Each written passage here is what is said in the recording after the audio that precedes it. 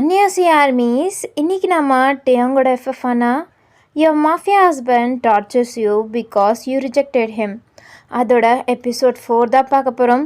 So previous episodes பார்க்கலன்னா டிஸ்கிரிப்ஷனில் ப்ளேலிஸ்ட்டோட link கொடுத்துருப்பேன், போய் பார்த்துட்டு வந்துடுங்க. அப்போ தான் உங்களுக்கு இந்த ஸ்டோரி புரியும். அதுக்கப்புறம் மறக்காமல் லைக் பண்ணிட்டு சப்ஸ்கிரைப் பண்ணிட்டு பாருங்கள். அப்போ தான் இந்த ஸ்டோரியோட நெக்ஸ்ட் எபிசோட்ஸ் எல்லாம் உங்களால் பார்க்க முடியும்.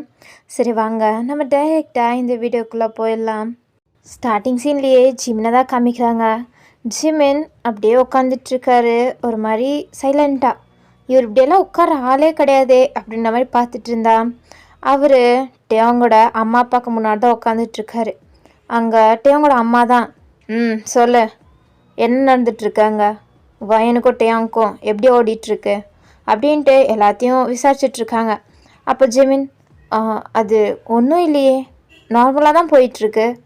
போய் சொல்லாதடா, எனக்கு தெரியும் அங்கே ஏதோ நடந்துட்டுருக்கு, நீ என்கிட்ட சொல்ல மாட்டேற.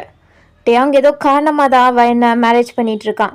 ஆனால் அவன் ஃபேஸில் வயனுக்கு கொஞ்சம் கூட லவ் தெரிகிற மாதிரி தெரில. ஸோ மரியாதையாக எதுக்கானே அவன் மேரேஜ் பண்ணிக்கிட்டான்னு எல்லாத்தையுமே சொல்லு. அது அப்படியெல்லாம் இல்லை, போய் சொல்லிகிட்டே இருக்காத, அதுக்கப்புறம் பார்த்துக்கோ. உனக்கு என்னை பற்றி நல்லாவே தெரியும், என்கிட்ட எத்தனையோ தடவை அடி வாங்கியிருக்க, மறுபடியும் அடி வாங்கணுன்னு ஆசைப்படாத.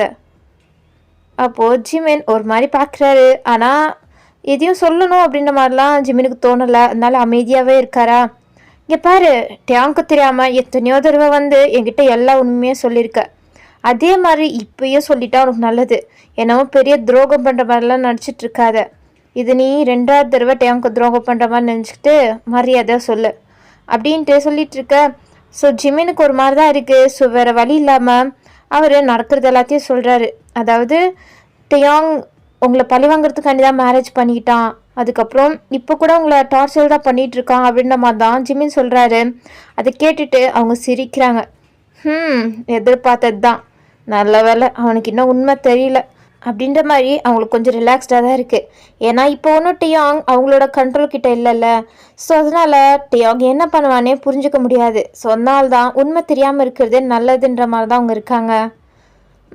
அப்புறம் அப்படின்ற மாதிரி கேட்க ஜிமின் முழிக்கிறாரு. இப்போ என்ன சொல்லணும் அப்படின்ற மாதிரி. என்ன இன்னும் இருக்குமே சொல்லு. அது இல்லை. அப்போது கரெக்டாக ஜிமினுக்கு கால் வந்துடுற. ஒரு நிமிஷம், டேயாங் தான் அப்படின்ட்டு சொன்னனால அவங்கள விட்டுடுறாங்க. இல்லைனா சந்தேகம் வந்துடும்ல, ஜிமின் வந்து இங்கே எல்லா இன்ஃபர்மேஷனும் சொல்லிகிட்ருக்கான் அப்படின்ட்டு. ஸோ அதனால அவங்களுமே விட்டுறாங்க. ஜிமினும் வந்து கால் பேசிட்டு, டேயாங் என்ன உடனடியாக வர சொன்னான், அதனால் நான் கிளம்புறேன்.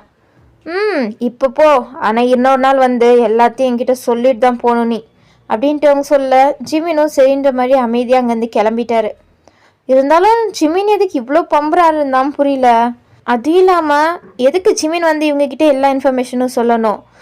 அதுக்கப்புறம் ஜிமின் ஏதோ ஃபஸ்ட்டே டேயாங்க்கு துரோகம் பண்ணியிருக்கான் அப்படின்ற மாதிரிலாம் வேறு சொல்கிறாங்க. அப்படின்னா துரோகம் பண்ணார் அப்படின்ட்டுலாம் நம்ம போக போக எபிசோட்ஸில் பார்க்கலாம், ஓகேவா?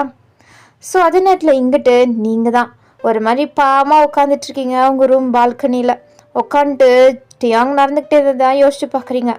உங்களால் நேற்று ஒரு மாதிரி ரொம்ப அப்பாவித்தனமாக ரொம்ப ஃபீல் பண்ணீங்க அவரை பார்த்து. இன்றைக்கி மார்னிங் உங்களை ரொம்ப வெறுக்கிற மாதிரி நடந்துக்கிட்டாரு. ஸோ அதனால தான் அவரோட மனசில் அப்படி என்ன தான் இருக்குது, என்ன அவர் லவ் பண்ணுறாரா இல்லை வெறுக்கிறாரா அப்படின்ட்டே புரியாமல் உட்காந்துட்ருக்கீங்க. வயன் மேடம் என்னாச்சு, ஏன் இப்படி இருக்கீங்க, இந்தாங்க ஜூஸ் அப்படின்ட்டு உங்களுக்கு ஒரு ஃப்ரெண்டு இருப்பார்ல கிச்சனில், அவளோட பேர் நம்ம பாருன்னு வச்சுக்கலாம். ஸோ அந்த பாரு வந்துட்டு உங்களுக்கு ஜூஸ் கொடுக்குறா. நீங்கள் ஜூஸ் எல்லாம் ஒன்றும் வேணாம், நீங்கள் உட்காரு அப்படின்ட்டு கையை பிடிச்சி உங்கள் பக்கத்துலேயே உட்கார வைக்கிறீங்க. இல்லை நாங்களாம் இங்கே உட்காரக்கூடாது, பரவாயில்ல உட்காரு, என்ன ஆகிட போகுது, இங்கெல்லாம் ஒன்றும் சிசிடிவெல்லாம் இல்லை அப்படின்ட்டு சொல்லிட்டே நீங்கள் அவளை உட்கார வைக்கிறீங்க. அவ்வளோ உட்காந்துட்டு, என்னாச்சு மேடம், நீ எப்போ பார்த்தாலும் என்னை மேடம்னு கூப்பிடாத ப்ளீஸ். இல்லை ஆனால் சாருக்கு தெரிஞ்சுன்னா அவ்வளோதான், நான் உங்களை மேடம்னு தான் கூப்பிடணும். பரவாயில்ல, நான் தான் சொல்கிறேன்ல, என்னை நீ வயன்னே கூப்பிடு, நான் ஒன்றும் அவ்வளோ பெரியவளாக இல்லை, உன்னை விட கொஞ்சம் வயசு பெரியவளாக இருப்பேன், அவ்வளோதான். இல்லை வேணாம், நீ கூப்பிட போறியா இல்லையா, இல்லை நீ என்கிட்ட பேசவே பேசாத, எனக்குன்னு ஒரு ஃப்ரெண்டு கிடையாது சரின்ட்டு நீ தான் நல்லா பேசுகிற, உன் கூட ஃப்ரெண்ட் ஆகிக்கலான்னா நீயும் இப்படி பண்ணுறல்ல, என் மனசை புரிஞ்சுக்கிட்டு யாருமே நடந்துக்கிட்டது இல்லை அப்படின்ட்டு நீங்கள் கொஞ்சம் அப்படியே பேசிட்டு போகிற. அவளும் சரி சரி ஓகே ஓகே வயன், நான் உன்னை வயன்னே கூப்பிட்டுக்கிறேன் அப்படின்ட்டு அவளும் அவங்க வழிக்கு வந்துட்டா. நீங்களும் அப்போ தான் சிரிச்சுக்கிட்டு அவளை டைட்டாக ஹக் பண்ணி ஒரு மாதிரி ஃபீல் பண்ணி பேச ஆரம்பிச்சிட்டிங்க. நான் என்ன தப்பு பண்ணேன்? ஒரு தெரியாமல், அதுவும் ஒரு சுச்சுவேஷன் காரணமாக தான் நான் அந்த மாதிரி பண்ணேன். அதுக்குன்னு இவன் என்னை இவ்வளோ வெறுக்கிறானா அப்படின்ட்டு நீங்கள் பாடல சொல்லிகிட்ருக்கீங்க. ஆனால் அவளுக்கு என்ன புரியும்? பாவம், அவள் புரியாமல் என்னாச்சு வயன், எதுக்கு இப்படிலாம் பேசிகிட்ருக்க அப்படின்ட்டு கேட்கும்போது நீங்கள் அப்படியே வந்து சைலண்ட்டாக உட்காந்து, அது அது வந்து நான் எப்படி சொல்கிறது, டேயாங் இப்போ இப்படி நடந்துக்கிறதுக்கு காரணமே நான் தான். அவர் இப்படி இருக்கிறதுக்கு காரணமும் நான் தான். என்னால் தான் இப்படி மாறிட்டாரு. ஏன்னா எப்படி மாறிட்டாரு? உனக்கு தெரியாது பாரு, அவர் ரொம்ப ஸ்வீட்டான பர்சன். ஆனால் இப்போது எவ்வளோ அரகண்ட்டாக கோல்டாக இருக்காது தெரியுமா? இது காரணமே நான் தான். என்ன சொல்கிறீங்க வயன்? எனக்கு புரியல. அதுவா, ஆனால் நீ இதை யாருக்கிட்டேயும் சொல்லக்கூடாது, ப்ராமிஸ்? ப்ராமிஸ் அப்படின்ட்டு 2 பேரும் பிங்கி ப்ராமிஸ் பண்ணிக்கிறீங்க.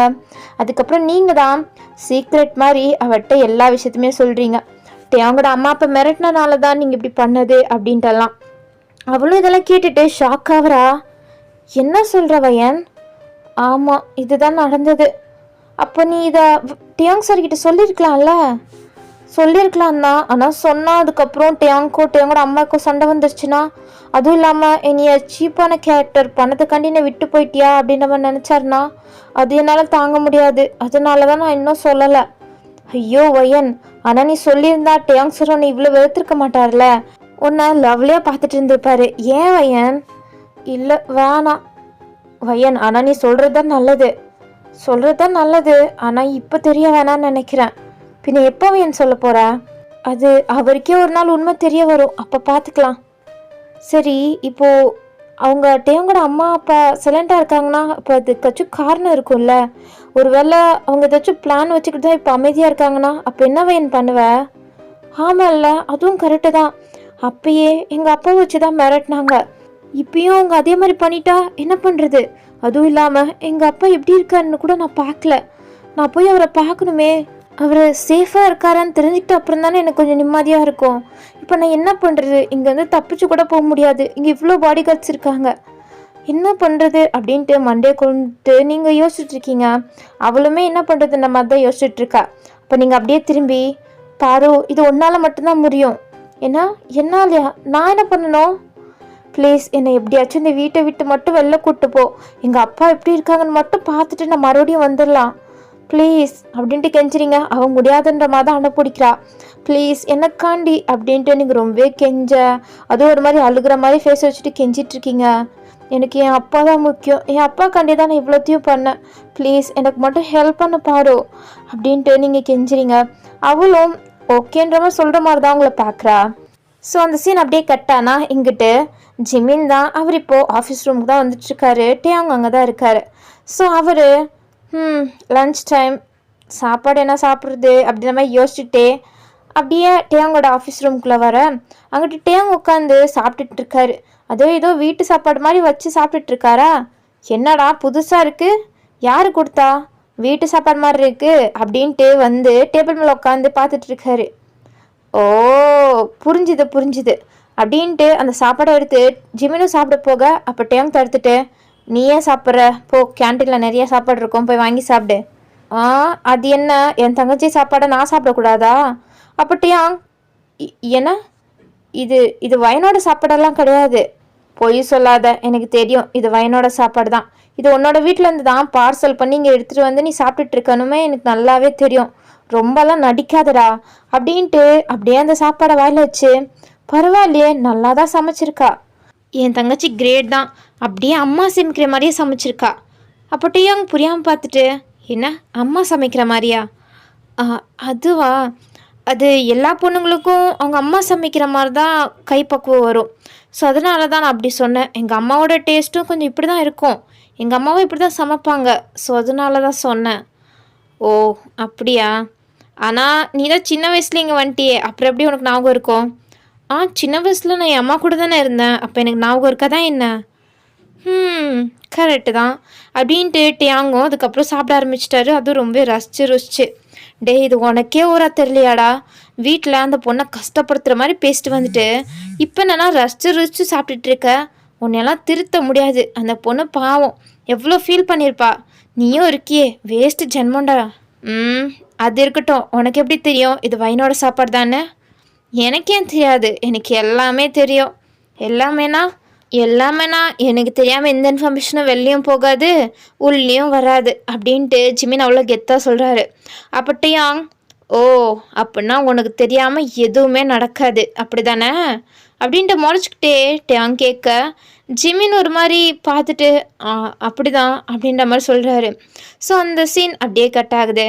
ஸோ இங்கிட்டு பத்திரமா போயிடணும் ஓகேவா, பிளான் மட்டும் ஃபெயிலியர் ஆச்சு அவ்வளோதான், டேங் சார் என்னை கொன்றுவார் வையன். புரியுது பாரு புரியுது, நீ போ அப்படின்ற மாதிரி நீங்கள் அந்த பார்வை தான் அனுப்பி வைக்கிறீங்க. அவள் தான் போகிறா, அதாவது முன் கேட் வெளியமா போகாமல் பின்னாடி சைடு இன்னொரு கேட் இருக்கும். ஏன்னா இங்கே இருக்க வேலை பார்க்குற ஸ்டாஃப்ஸ் எல்லாம் முன்னாடி கேட்லேருந்து வரக்கூடாது, அவங்க பேக் கேட்லேருந்து தான் வரணும். ஸோ அதனால் அப்படி தான் போகலாம் அப்படின்ற மாதிரி தான் அவள் பிளான் போட்டு கொடுத்துருப்பா. ஸோ அந்த மாதிரி தான் அவளும் அப்படியே நார்மலாக போகிற மாதிரி போகிறா. எங்கே போகிறோமா, இல்லை கொஞ்சம் க்ராசரிஸ் எல்லாம் வாங்கணும் அதனால தான். ஓ அப்படியா அப்படின்ட்டு அவங்களும் அனுப்பிடுறாங்க. பாரும் கொஞ்சம் தூரம் போயிட்டு அப்படியே கால் வலிக்கி விட்ட மாதிரி அப்படியே கீழே விழுவுறா. கொஞ்சம் ஹெல்ப் பண்ணுங்களேன் அப்படின்ற மாதிரி அவள் கூப்பிட அங்கே இருக்க 2 பாடி கார்ட்ஸுமே ஹெல்ப் பண்ணுறதுக்காண்டி போயிட்டாங்க. இதுதான் சான்ஸ்ன்ற மாதிரி நீங்களும் அந்த கேட் வழியா அப்படியே அந்த சைடு ஓடி போயிட்டீங்க. ஏன்னா அங்கே 2 பாடி கார்ட்ஸ் தான் இருப்பாங்க, அதுக்கு மேலே இருக்க மாட்டாங்க. ஸோ இங்கிட்டு பாருவும் கொஞ்சம் நேரம் என்னமோ நடிச்சுட்டு அதுக்கப்புறம் அவங்க அப்படியே நிற்க வைக்க ஹெல்ப் பண்ணுறாங்க. அவளும் எந்திரிச்சிட்டு ஓகே அண்ணா தேங்க்யூ அப்படின்ற மாதிரி அவங்கள அனுப்பி வச்சிட்டா. ஸோ அவங்கள போயிட்டு மறுபடியும் அந்த கேட்கிட்டே நின்று இருக்கிறாங்க. அதுக்கப்புறம் பாருவும் அப்படியே நடந்து பொறுமையாக எதுவுமே நடக்காத மாதிரி போயிட்டா. ஸோ அதுக்கப்புறம் நீங்கள் வா சீக்கிரம் வா அப்படின்ட்டு பாருவும் கூப்பிட்டுட்டு நீங்கள் ஒரு ஆட்டோ பிடிச்சி உங்கள் அப்பா அட்மிட் ஆகிருக்கு ஹாஸ்பிட்டலுக்கு போகிறீங்க. ஆனால் அவங்கக்கிட்ட எங்கே காசு, பாரு தான் அந்த ஆட்டோக்குமே காசு கொடுக்குறா. பாரு உனக்கு நான் ரிட்டனுக்கு டபுள் மடங்காக நான் 3 மடங்காக கொடுத்துட்றேன், இப்போ மட்டும் கொஞ்சம் அட்ஜஸ்ட் பண்ணிக்கோ. பரவாயில்ல எனக்கு ஒரு பிரச்சனையும் இல்லை வையன். சரி ஓகே வா அப்படின்ட்டு 2 பேரும் உள்ளே போகிறீங்க. நீங்கள் போயிட்டு உங்கள் அப்பா எங்கே அட்மிட்டாக இருப்பான்னு உங்களுக்கு தெரியும்ல. ஸோ நீங்கள் டைரெக்டாகவே அந்த ரூம்குள்ளே போயிட்டு பார்க்குறீங்க. பார்த்தா ஃபுல்லு எம்டியாக இருக்குது. என்ன எங்கள் அப்பா எங்கே அப்படின்ட்டு நீங்கள் அங்கே வேலை பார்க்குற நர்ஸ்கிட்ட கேட்குறீங்க. தெரியல, நீங்கள் ரிசப்ஷன் கிட்ட போய் கேளுங்க அப்படின்ட்டு அவங்களும் சொல்லிடுறாங்க. ஸோ நீங்களும் பாரும் வந்துட்டு ரிசப்ஷன் கிட்ட கேட்டா, ஓ அந்த பேஷண்ட்டா, அவர் 2 நாளைக்கு முன்னாடியே டிஸ்சார்ஜ் ஆகிட்டாரே. டிஸ்சார்ஜா? அது எப்படி டிஸ்சார்ஜ் ஆவார்? தெரியல, யாரோ ஒரு பர்சன் தான் வந்துட்டு கூப்பிட்டு போனார்.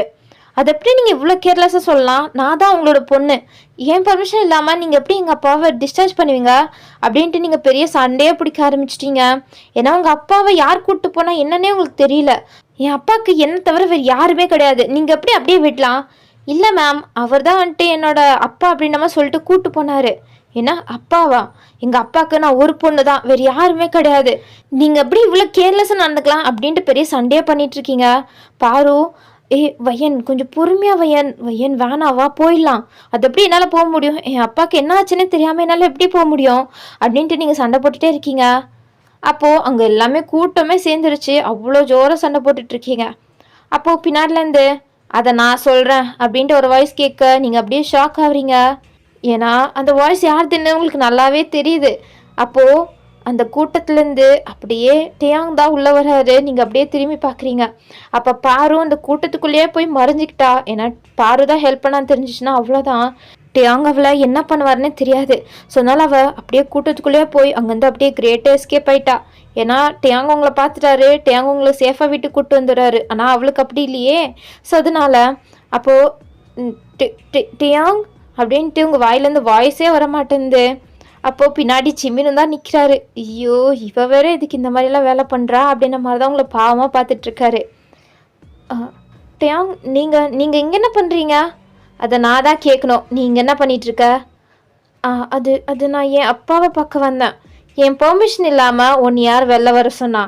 அப்போனா உனக்கு கொஞ்சம் கூட என் மேலே பயம் இல்லை அப்படி தானே? இல்லை அது வந்து ஜெமின், இவ்வளோ சேஃபாக போய் வீட்டில் விட்டுரு, எனக்கு கொஞ்சம் வேலை இருக்குது, வீட்டுக்கு வந்து உனக்கு நான் யாருன்னு காட்டுறேன் அப்படின்ட்டு டியாங் அங்கேருந்து கோமா கிளம்பிட்டாரு. வையன் இப்படி பண்ணுற வா அப்படின்ட்டு ஜிமின் உங்களை கையை பிடிச்சி கூப்பிட்டு போகிறாரு. அதுக்கப்புறம் உங்களை காரில் உட்கார வச்சு அவர் கார் ட்ரைவ் பண்ணிட்டு போக ஆரம்பிச்சிட்டாரு. வயன் இப்படியெல்லாம் பண்ணாது, அவனுக்கு இப்படி சுத்தமாக பிடிக்காது, கொஞ்சமாச்சும் அவர் சொல்கிறத கேட்டு நடந்துக்கோ வயன் அப்படின்ட்டு அட்வைஸாக கொடுத்துட்ருக்காரு. நீங்கள் அமைதியாக அவர் சொல்கிறது எல்லாத்தையுமே கேட்டுட்ருக்கீங்க. உங்களுக்கு இப்போ கவலையாக இருக்குது, உங்கள் அப்பாவை யார் கூப்பிட்டு போனால், இப்போ உங்கள் அப்பா எப்படி இருக்காரு அப்படின்ட்டு நீங்கள் அதை எதை யோசிச்சுட்ருக்கீங்க. உங்களை வீட்டுக்கு வந்து ட்ராப் பண்ண பிறகு நீங்கள் பாட்டில் அமைதியாக போகிறீங்க. அப்போ ஜிமின், வயன் ஒரு நிமிஷம் அப்படின்ட்டு கூப்பிட நீங்கள் அப்படியே திரும்பி ஜிம்னை தான் பார்க்குறீங்க. நீ ஒன்றும் கவலைப்படாத, உன் அப்பா சேஃபாக தான் இருக்காரு. ஏன்னா சேஃபாக இருக்காரா? எங்கே இருக்காரு? அவர் டேயோங்கோட கண்ட்ரோலில் தான் இருக்காரு, நல்லா தான் இருக்காரு, நீ ஒன்றும் ஃபீல் பண்ணாத. டேயோங்கோட அம்மாவால் உன் அப்பாவுக்கு எந்த ப்ராப்ளமுமே வராது, அதை நான் பார்த்துக்கிறேன் அப்படின்ட்டு சொல்லிவிட்டு அவர் பாட்டில் கார் எடுத்துகிட்டு கிளம்புறாரு. நீங்கள் கன்ஃபியூஸ் ஆகிட்டு பார்க்குறீங்க, டேயோங்கோட அம்மா மூலியமாக ப்ராப்ளம் வரும்னு இவருக்கு எப்படி தெரியும் அப்படின்ற மாதிரி போகிற ஜிமினியை தான் நீங்கள் பார்த்துட்ருக்கீங்க கன்ஃபியூஸ்டாக. உங்களுக்கு இப்போ கொஞ்சம் நிம்மதியாக தான் இருக்குது, ஏன்னா டியாங் பத்திரமா தான் உங்கள் அப்பாவை பார்த்துப்பாருன்னு உங்களுக்கு தெரியும். டியாங்கன்னா அவ்வளோ கெட்டவர் இல்லையே, ஸோ அதனால உங்கள் அப்பாவை அவர் வச்சுருக்காருனா, அவரோட கஸ்டடியில் இருக்காருனா நல்லா தான் பார்த்துப்பாரு அப்படின்ட்டு உங்களுக்கு கொஞ்சம் நிம்மதியாக நீங்கள் அப்படியே உள்ளே போகிறீங்க. பாரு உங்களுக்கு முன்னாடியே அங்கே தான் வெயிட் பண்ணிகிட்ருக்கா. பாரு நீ வந்துட்டியா? நான் வந்துட்டேன், நல்ல வேலை. டியாங் சார் கண்ணில் மாட்டிருந்தானா அவ்வளோதான். ஆமாம் பாரு அப்படின்ட்டு நீங்கள் அவ கூட உட்காந்து பேசிகிட்ருக்கீங்க. ஆமாம், நீ என்ன இவ்வளோ கூலாக இருக்க? உங்கள் அப்பா என்னாச்சு, எப்படி இருக்காருன்னே தெரியலையே, இப்போ என்ன பண்ணுறது வயன்? விடு, அதை பற்றி கவலைப்படாத. என்ன கவலைப்படாதியா? என்ன வயன் இவ்வளோ நேரமாக பதறிட்டு இருந்த, இப்போ என்னன்னா இவ்வளோ கூலாக பேசிகிட்ருக்க? அதுவா, என் அப்பா டேயோங்கோட கஸ்டடியில் தான் இருக்காராம். அப்படின்னா நல்லா தான் டேயோங் பார்த்துப்பாரு, நல்லா தான் என் அப்பா இருப்பார். ஏன்னா உனக்கு அவ்வளோ நம்பிக்கையா டேயோங் சார் மேலே? ஆமாம், நான் அவரை முழுசாக நம்புகிறேன், அவரை என் அப்பாவை நல்லா தான் பார்த்துப்பாரு அப்படின்ட்டு நீங்கள் டியாங் மேலே அவ்வளோ நம்பிக்கையாக பேசிகிட்ருக்கீங்க. ஸோ அதை டியாங் அவரோட ஃபோன் மூலியமாக பார்த்துட்டு தான் இருக்கார். ஏன்னா அங்கே தான் கேமராஸ் இருக்குமே, ஸோ அதனால் அந்த கேமரா மூலமாக நீங்கள் அப்படி என்ன தான் பேசுகிறீங்க அப்படின்ற மாதிரி பார்க்குறாரு. அப்போ தான் நீங்கள் டியாங் மேலே அவ்வளோ நம்பிக்கையாக பேசுகிறீங்க. அப்போ டியாங்க்கு ரொம்ப ஹாப்பியாக தான் இருக்குது, இவன் நம்மளை இவ்வளோ நம்புகிறாளா அப்படின்ற மாதிரி.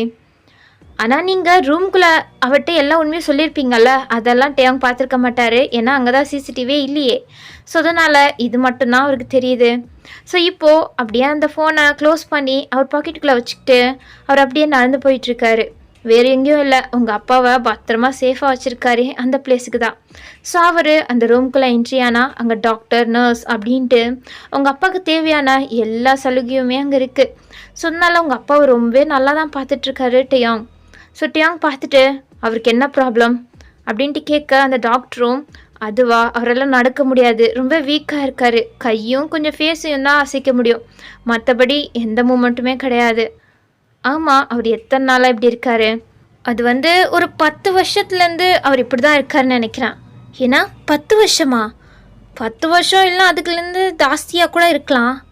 என்ன சொல்கிறீங்க? ஆமாம், அவர் கிட்டத்தட்ட 10 வருஷமாகவே இப்படி தான் இருக்கார். அவங்களோட பொண்ணு தான் டேக் கேர் எடுத்து பார்த்துட்டு இருந்தாங்க அப்படின்ட்டு எல்லாத்தையுமே அந்த டாக்டர் சொல்கிறாங்க.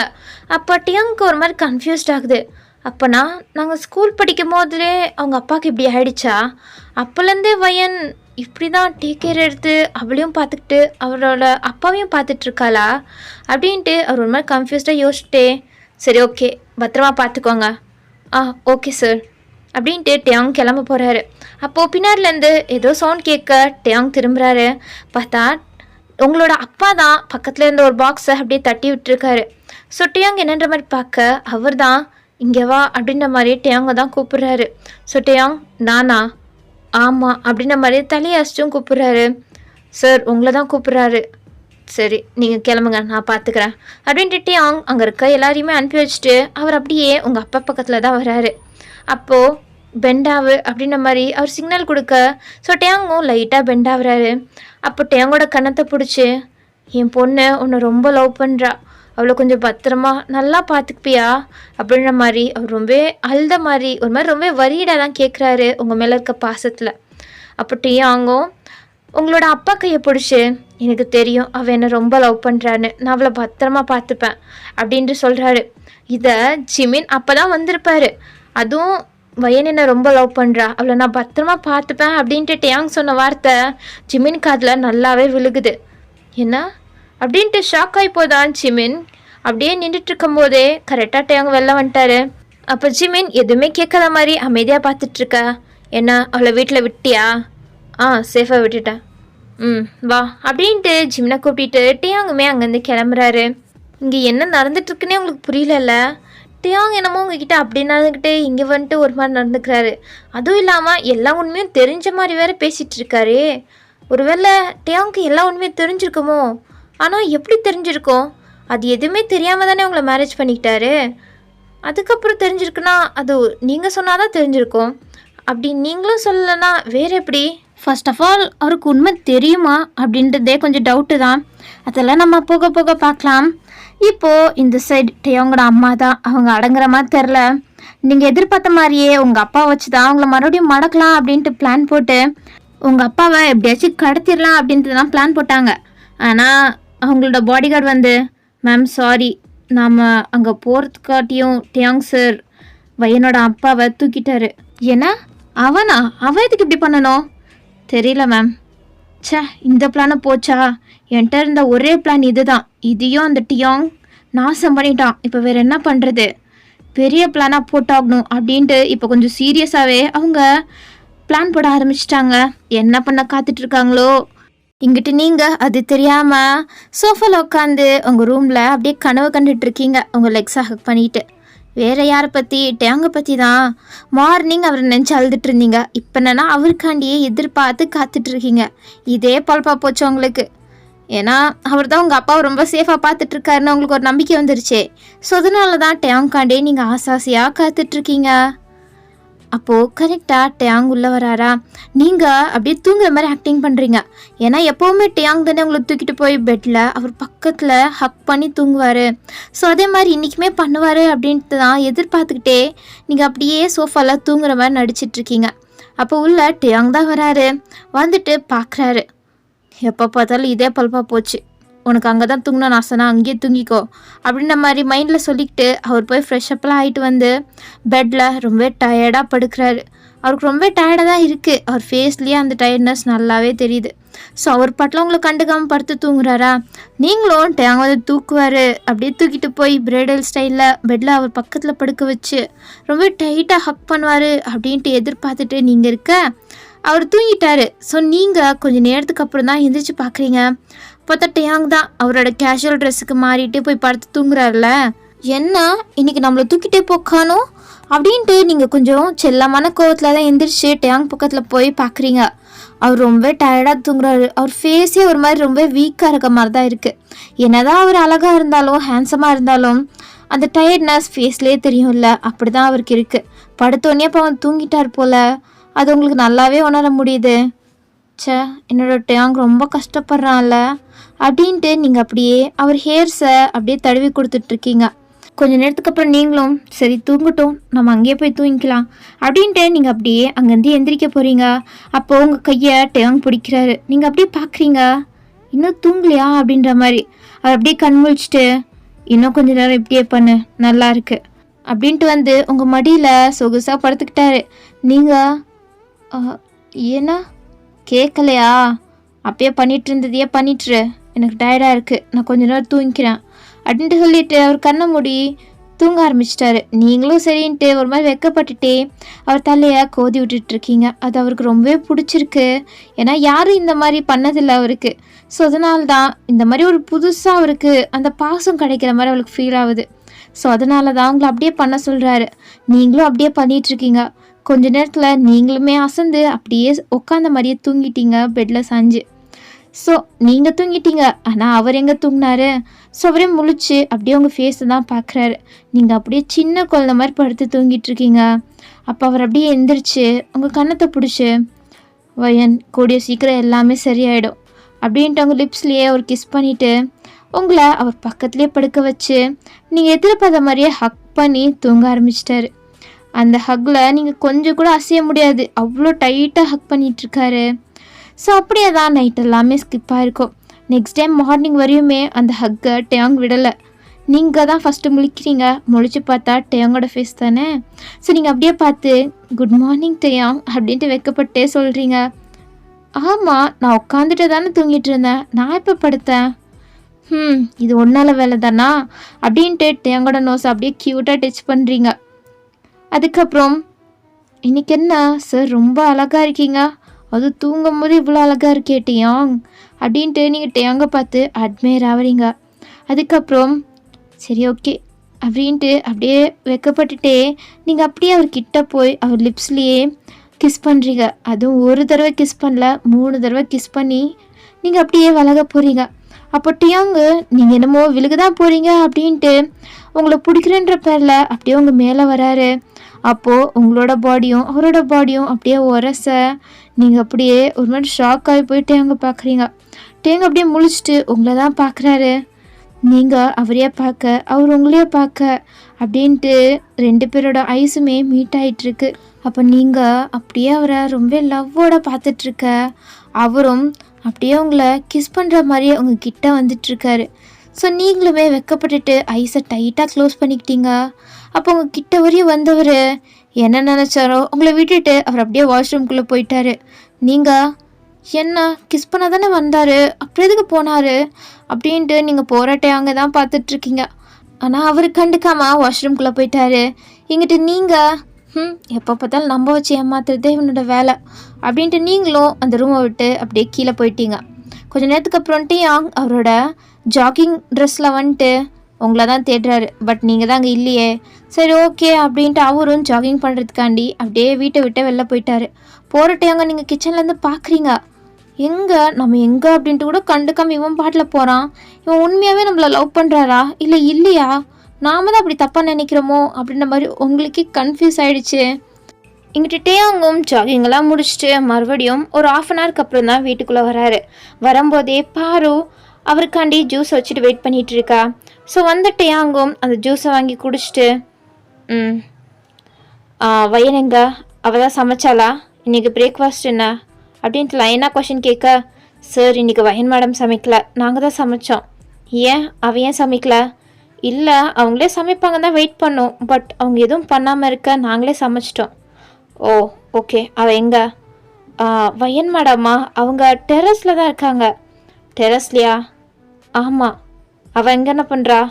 தெரில சார், அவங்க மேலே தான் போனாங்க, என்ன பண்ணுறாங்களோ அப்படின்ட்டு பாரு சொல்ல சரின்ட்டு டேயாங்கும் உங்களை தேடி தான் போயிட்டுருக்காரு. அப்போ பாரு போகிற டேங்கே பார்த்து சிரிச்சிட்ருக்கா. என்னன்னா அவள் ஒரு குறும்பாக ஒரு பிளான் போட்டு தான் உங்ககிட்ட கொடுத்துருப்பா டேங்க மடக்கிறதுக்காண்டி. ஸோ அதை தான் யோசிச்சு பார்க்குறா. நீங்கள் தான் புலம்பிட்டு இருந்துருப்பீங்கள்ல, நிஜமாவே இவர் நம்மளை லவ் பண்ணுறாரா இல்லை என்ன அப்படின்ட்டு. அது எல்லாத்தையுமே நீங்கள் பாருக்கிட்ட தான் புலம்பி தள்ளியிருப்பீங்க. அவள் தான், நீ என்ன இதுக்கெல்லாம் இப்படி புலம்புற, அவர் நிஜமாக நீ லவ் பண்ணிட்டு தான் இருக்காரு, உனக்கு எப்படி தெரியும்? எனக்கு ஒன்றும் அப்படி தோணலை.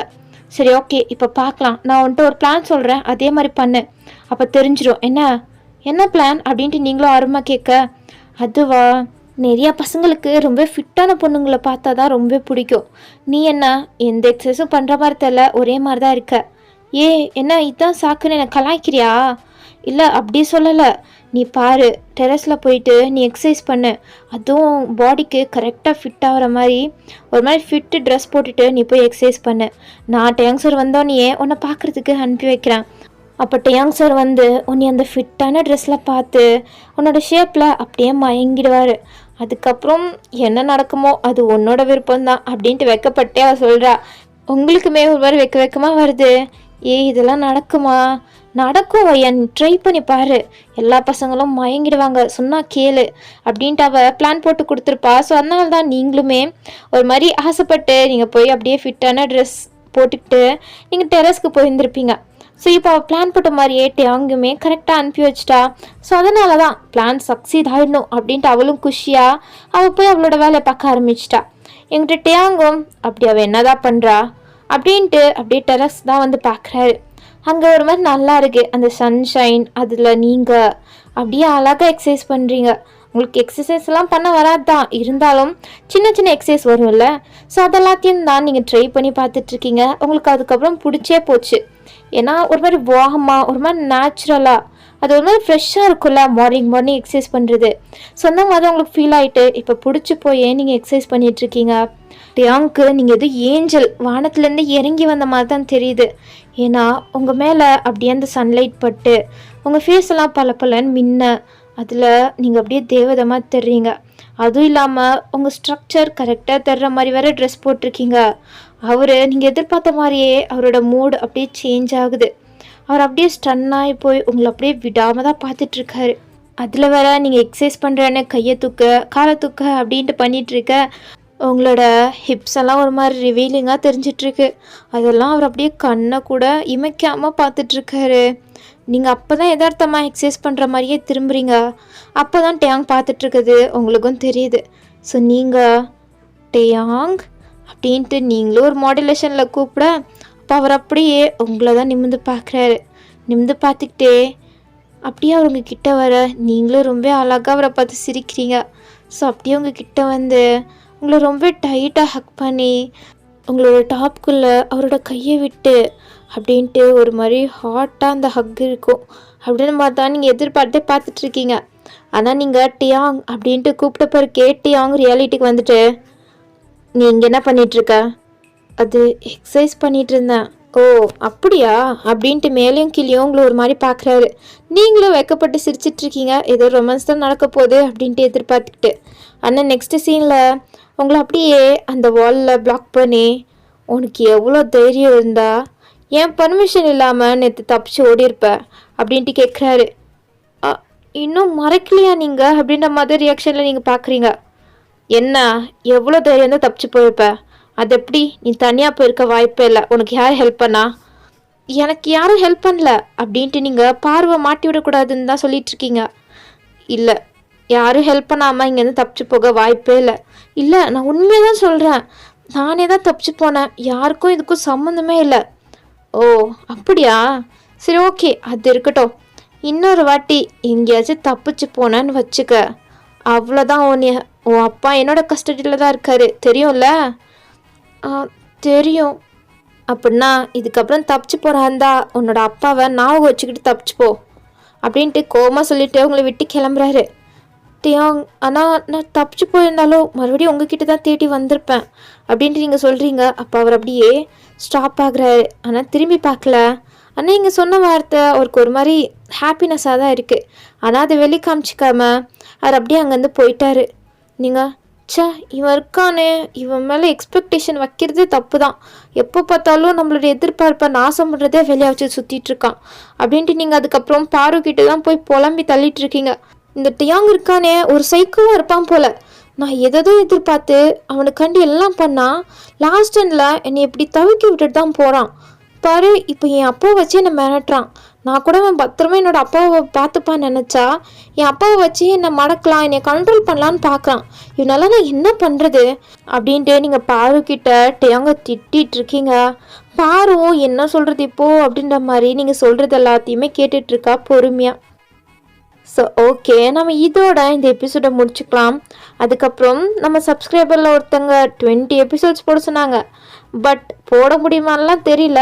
அது எவ்வளோ வியூஸ் போகுமோ அது பிரகாரம் தான். நீங்கள் எல்லோரும் இன்ட்ரெஸ்ட்டாக இந்த எஃப்எஃப்ஐ பார்த்துட்டு இருந்தீங்கன்னா கன்ஃபார்ம் நான் 20 எபிசோட்ஸ் எடுத்துகிட்டு போகிறேன். ஆனால் அதுவே உங்களுக்கு இன்ட்ரெஸ்ட் போயிடுச்சுன்னா நான் ஒரு 8 to 10 எபிசோட்ஸ்லேயே முடிக்க பார்க்குறேன். ஏன்னா ரொம்ப எபிசோட்ஸ் போட்டு உங்களுக்கு பிடிக்காமல் போயிடுச்சுன்னா அதுக்கப்புறம் என்ன பிரயோஜனம்னு எஃப்எஃப் போட்டு. ஸோ அதனால் ஃபீல் பண்ணாதீங்க 20 எபிசோட்ஸ் நான் போடலண்ணா. ஓகேவா? சரி ஓகே, உங்களை நெக்ஸ்ட் வீடியோவில் பார்க்குறேன்.